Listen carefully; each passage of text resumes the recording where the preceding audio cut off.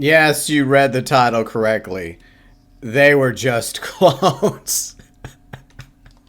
So I've been following Suicide Squad Kill the Justice League. I mean, Kill the Clones for a few years now. And I wasn't exactly optimistic about the game, even though I'm a pretty big Rocksteady fan.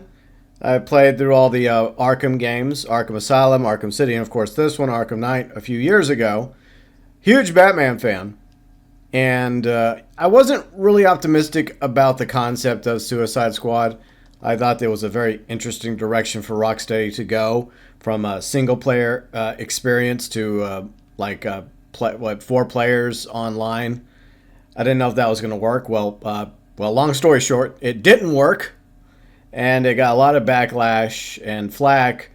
And one of the big controversies was, I guess, in the first season, the Justice League was killed. Flash was killed, Green Lantern was killed, Superman was killed, Batman was killed. Wonder Woman was also killed, but interestingly enough, that was the real Wonder Woman that got killed by the Superman clone. I know these are spoilers, but I'm sure a lot of you are already aware of the spoilers concerning Suicide Squad. And by the way, Suicide Squad Kill the Justice League is available for free right now, PlayStation Plus. So coming up this Sunday, something I thought I would never do, but it's free, except for the 100 plus gigs I have to use on my PS5. We're going to do some Slop Squad Kill the Justice Clones coming up on Sunday, 12 p.m. Central, 6 p.m. UK, with me, my friends Kane, Yuji Outlaw, Red the 8-Bit Dinosaur. Should be fun. So that's happening Sunday. So, yeah, Rocksteady finally walked it back, unceremoniously tying up the loose ends of Suicide Squad, just pushing it out of the way with like a little anime. It wasn't even really animated. It was just like artwork, and it had, I think it was Tara Strong voicing Harley again.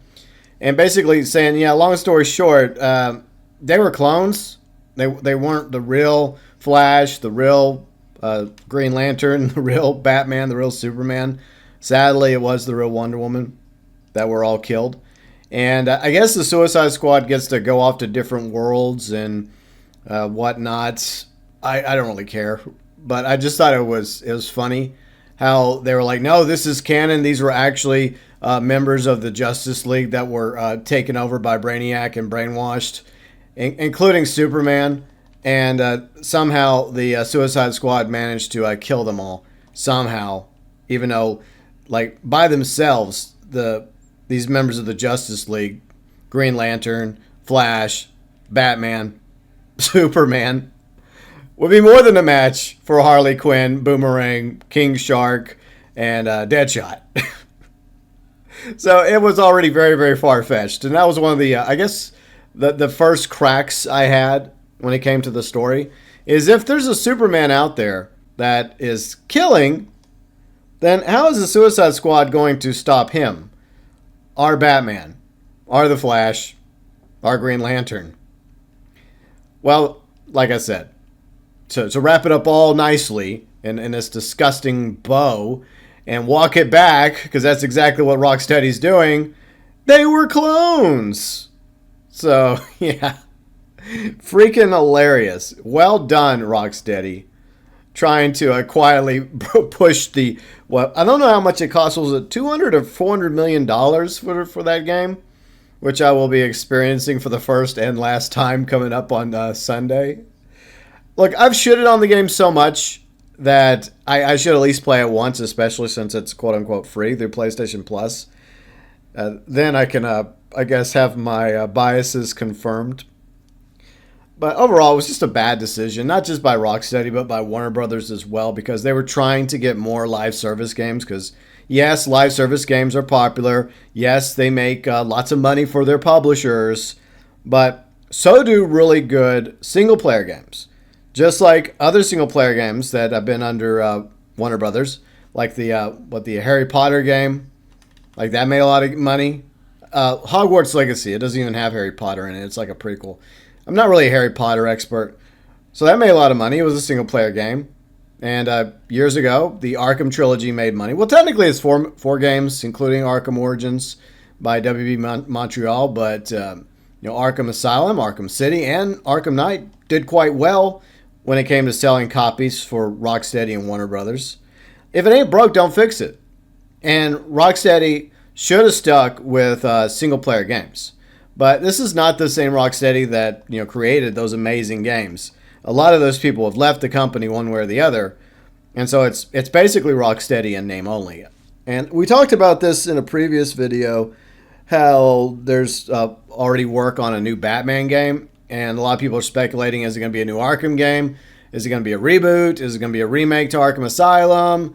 Or is it going to follow, the Batman movie, the new one? Who knows? Or is it going to be like, what would be really cool, like we talked about, is maybe like a Batman Beyond game. That would be nice. I would love a Batman Beyond game. But the real tragedy here is, it wasn't his very last performance as Batman, but it was his last performance as the Arkham Batman, the late, great, legendary Kevin Conroy. Because sadly he passed away from cancer a couple years ago. And the last time he played Arkham Batman is in Suicide Squad Kill the Justice League. So he ended up playing as a clone of Batman. So yeah, that's the sad part. So he will be missed, but not forgotten because of his work on not only Arkham Asylum, Arkham City, Arkham Knight, but also with the animated series and the various movies and spin-off shows like Batman Beyond. He even appeared a few times in the Superman animated series, and of course Justice League and Justice League Unlimited, and various other animated movies as well by DC. So, definitely one of the greatest voices of Batman of all time in the late, great Kevin Conroy. It is kind of sad that we're not going to get old man Kevin Conroy Batman again. Our old man Bruce, voiced by Kevin Conroy, because he did such a great job in the Batman Beyond series. But that would have been cool if we would have got him, if they were to go that route.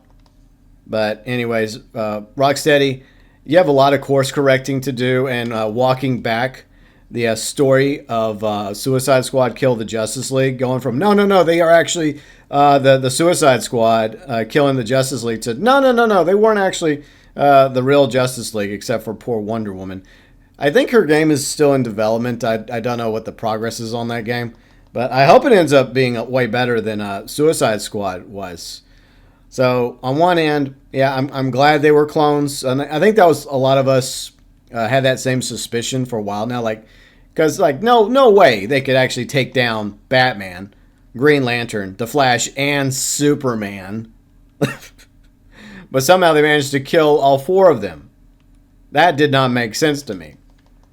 So it does actually make more sense for them to be clones. But yeah, just a sad ending to a pathetic game. And hopefully Rocksteady and Warner Brothers have learned a very painful lesson due to Suicide Squad Kill the Justice League. And once again, we're going to be playing it Sunday on the channel. 12 p.m. Central, 6 p.m. UK, the Slop Squad, Kill the Justice Clones, with me, Kane, Yuji, and Red. Thoughts, views, and opinions, welcome, as always, below in the comment section.